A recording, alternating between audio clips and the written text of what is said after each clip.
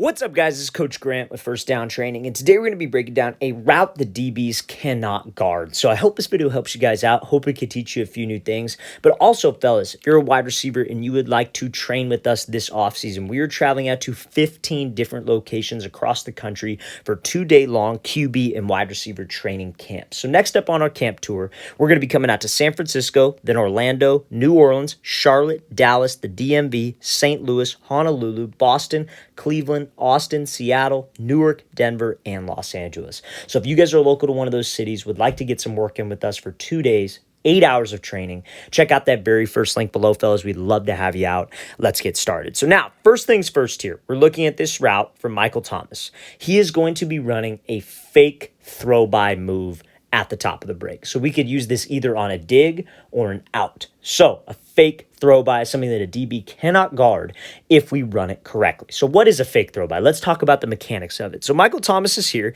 He takes an inside release and he's working a dig, but he uses this fake throw by to get separation. And we're going to be showing a couple examples that build off of this, some incorrect things about this, but also how you guys can efficiently execute this after this clip. So let's break down the technique right now. So when you guys are running this fake throw by, essentially everybody I'm sure has heard of a throw by move before, right? So, you got a DB on your hip, you put your inside or your outside arm on the back of a DB's shoulder or the back of his hip to throw him by and slip underneath, right? So what Michael Thomas here is he is essentially faking that. But when you guys fake this throw by, you have to make sure that we change levels. We are dropping my hips with the break. So you see, when Thomas is about to get to this break point, he starts to drop his hips. He makes these two hard cuts with his feet as he is throwing by. We are trying to make this DB speed turn, open up, make him think we are running this throw by out route. And I'm going to talk about how you guys can set this up here in a second with an example from Garrett Wilson. But when he drops down and he puts the hand on the back of his shoulder to throw by, that is what we have to do. We're selling like we're putting the brakes on and trying to make this hard cut underneath it. So now, when you guys make this cut, you are operating in something we call the blind spot. So we have to threaten the blind spot when I am doing this fake throw by. So he snaps this thing off, he breaks down, and then he throws a crossover to the blind spot to get that DB to bite, to make it look like an out route, and we could get separation on this dig. So let's talk about the blind spot portion. We actually have to move. I can't tell you how many times that I see wide receivers do this. They put the brakes on, but they just take choppy steps. You see how Michael Thomas actually moves his body to the blind spot. Because trust me, fellas, when you're in the blind spot of a DB, he is going off of feel. He doesn't know where we are at. He is playing a guessing game with us. So when you can get into that blind spot and you actually move your body and sell like you were actually running an out route, what do you think he's going to do? He has no choice but to commit, open up his hips, and that can get me separation. So now, what are the steps behind all this? If I were teaching this to my wide receivers, what I would teach them to do is that you would want to break down.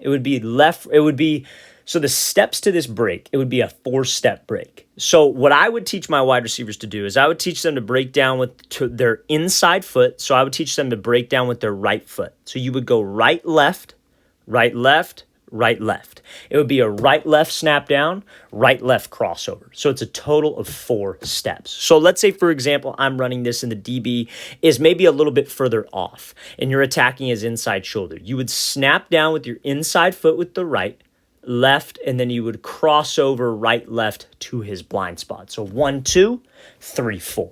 And again, it doesn't have to be super black and white. That's just kind of the steps that I would teach to go off of this move. And you see Michael Thomas execute that perfectly in this example. So right, left, second or third and fourth step are to the blind spot of that DB. Let's play this thing again full speed one more time. Great job by Thomas using this fake throw by to get separation and to win on that dig route. So like I said, how can we set this type of move up, right? So on the last example, Michael Thomas used it on a dig.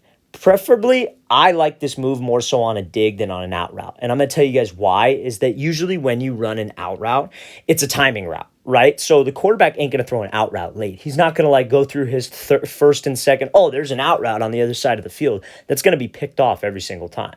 He's throwing that out route on time. So I normally don't like it, but maybe it's like a sprint out, maybe it's a play action, you have a little bit more time. That's when you can use it on an out route. But it's usually on a dig, set up, off of an out route with an inside release. And that's what Garrett Wilson does right here. So let's watch this full speed. He's got outside shade press.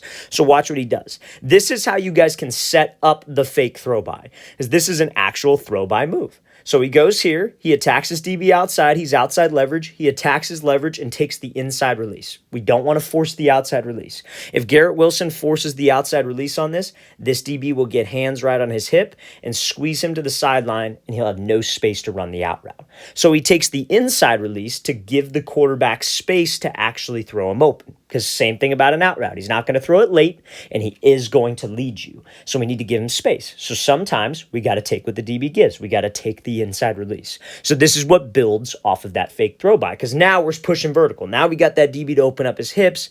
I can't restack him, so I have to slip under it, and I have to work this throw by. So imagine if Wilson had to run a dig right here, and he would go 1, 2, 3, and then cut off of this fourth step. Obviously, his toe wouldn't be open, but he'd be in the blind spot of the DB. This DB would be completely speed turning out of there, and we'd be going the other way. So that's how you set up the fake throw by. So maybe a couple times on film, you've done this throw by out. Maybe a couple times in the game, you've done a throw by out route, and you know you're going to be coming back to that dig. That's when you can use that fake throw by move. So let's play this thing again, full speed one more time, and then we're going to break down one more example of this fake throw by and show you guys some great mechanical aspects of it, and it's just some of the IQ nuances behind the move. So let's take a look here. This, if you play the other side of the ball and you play DB, please never line up and play the outside when the wide receiver is at the bottom of the numbers and is this close to the sideline. I'm telling you this right now. This move probably shouldn't even enter your guys' mind when you line up like this on the bottom of the numbers. But if the DB's giving you this type of look, absolutely something you could use. But if I'm a DB, let's play this full speed and then we'll talk about that. So he comes off here, takes the inside release, fakes the throw by, where it hesitates to the blind spot, and you see the separation he's able to get right here. And obviously makes the catch. So let's talk about it. Why is this bad from the DB perspective? I want to put this out there right now because, a lot of times you post a good route, people will be like, oh, that's just bad DB play. I think as a wide receiver, we make the DB look bad, but this is something that I think if you play the other side of the ball, DB, don't ever line up like this. Because if you're at the bottom of the numbers, does a wide receiver usually ever run a fade from the bottom of the numbers, a comeback, an out route? No. He usually lines up on the bottom of the numbers to run a post, a dig, because he's trying to create more space and a bigger window for the quarterback. So as a DB, he probably should be inside shade, and that would take away this move.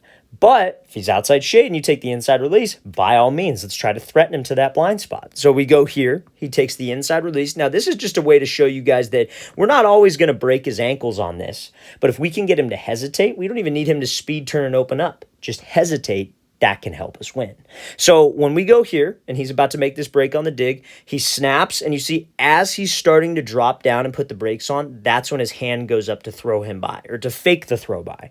You guys don't want to do this type of move because with your hand, like I've seen wide receivers try to do this, and for like 5 yards, they'll run with their hand on the back of the DB's shoulder. They'll be running downfield like this, and that one will slow you down. 2, your break isn't going to be explosive, and the DB will be able to recover. So at that last possible second, you need to throw that hand as you change levels because we're actually selling the throw by. We have to make sure that we sell it. So we put the brakes on. He threatens him to that blind spot. Not the best break, I would say, because he did take a lot of steps.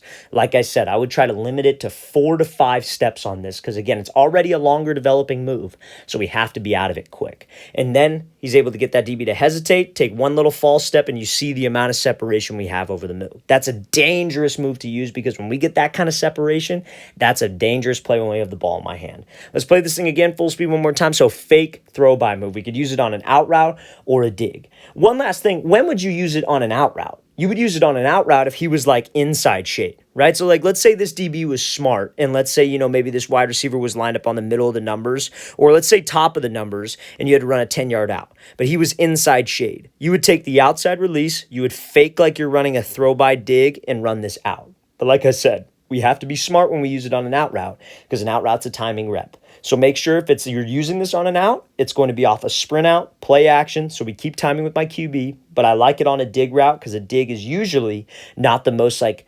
timing-based throw unless it's a dagger. If it's a dagger where you break to the post and then flatten it off on the dig, we can't use this. But if it's a basic, which is essentially where you break down at like 10 to 12 and you go straight across, it's not so much like a post dig, we absolutely can use this. Let's play this thing again full speed. Again, great job faking that throw by, getting that DB to sit, and then winning on that dig. All right, fellas, really want to thank you for watching. Really appreciate it. If you guys have any questions at all, don't hesitate. Leave those in the comment section below. We always appreciate the feedback. And again, if you guys would like to get some work in with us, fellas, we're traveling out to 15 states across the country. So check out that very first link in the description below if you're interested. I'll see you guys next time.